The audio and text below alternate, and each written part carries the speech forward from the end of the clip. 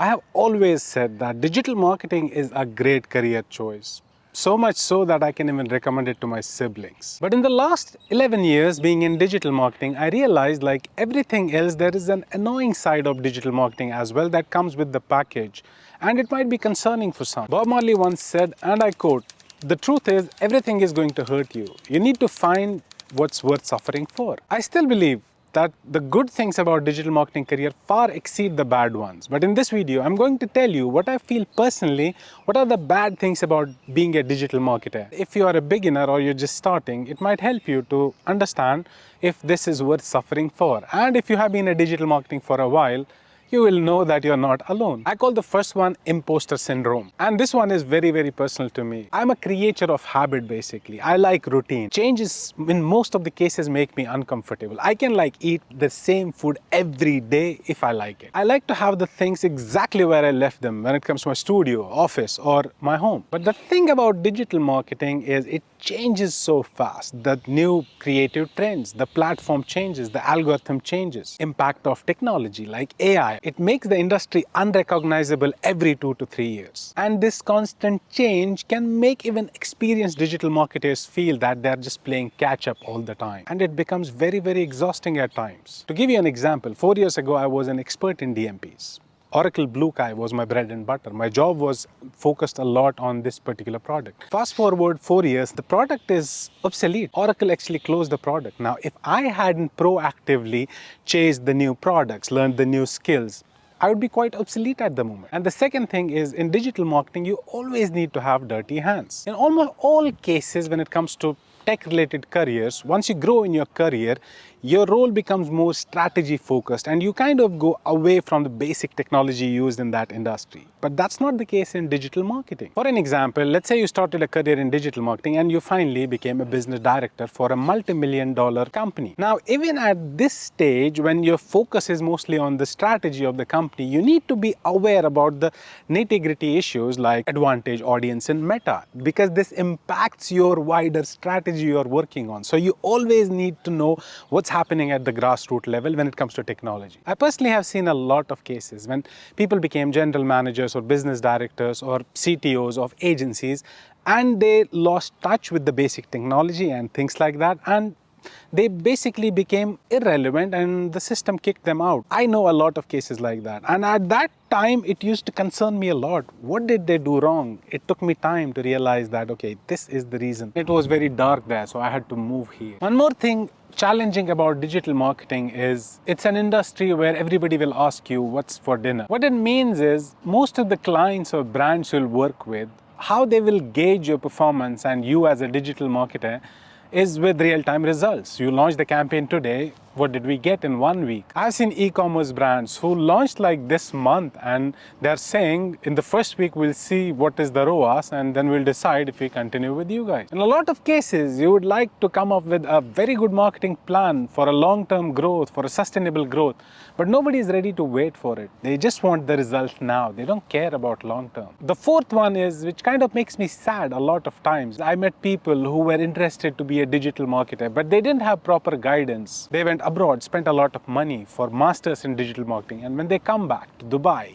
or any other country, they're demotivated because nobody cares about whether you have a PhD in marketing or not, because in this field it does not matter. One of the smartest guys I have met in these 11 years did not go to college, and he basically runs a global agency. The fifth one is the paradox of a good digital marketing job. Now, in digital marketing, there are basically two ways you can progress in your career. One is you work in an agency in a high pressure, high performance environment, and you keep doing that. It's very exciting. You get to work with a lot of clients. Your knowledge grows. You become a very, very skilled professional and your value increases in the marketplace. And in majority of the cases, you'll feel burnout and it's not sustainable. On the other hand, you go to a brand side, you work with a multi-billion-dollar company. The problem there is you will be part of a very big team. You'll be working with a wider team and your scope in the spectrum of digital marketing projects will be minimal. You'll be very expert in a very tiny task within the digital marketing spectrum. But at the same time, your impact in the overall digital marketing strategy of the company will not be much. The problem here is you will lose touch with a lot of other industries. You will be hyper experienced in this particular segment of the spectrum and this industry. Let's say, for example, you work with a big bank. Now, after a while, if you spend a lot of time there, because it's a chilled out job, it's a perfect job for you, it has good work-life balance. And after a while, if let's say you work there for 10 years, I had to stop the recording there because of Azan. So in this case, if you spend like a decade there, and then you go to an e-commerce company, you might not be useful for them because it's vastly a different industry, and the strategy and the things that work there, you might have lost touch with those. So you are in a tricky position there because you're in a comfortable job, but day by day in the marketplace, you're getting less desirable. When you learn digital marketing, you basically have to think in a different way. This video here, you should watch it where I explain how digital marketing can get you anything you want and what should be your vision from the beginning when you start digital marketing as a career. And it leads us to our next point, which is digital marketing is quite a zero-sum game. No matter what industry you belong to, when you are doing digital marketing for a particular company, there's a limited demand for the offer or their product or their service. And that's more prevalent in smaller markets like GCC countries, Taiwan, Singapore, Hong Kong. So basically, when you get a sale for your client or your company, the other digital marketers working for your competitors, they have one less acquisition opportunity available now. Personally, it does not bother me, but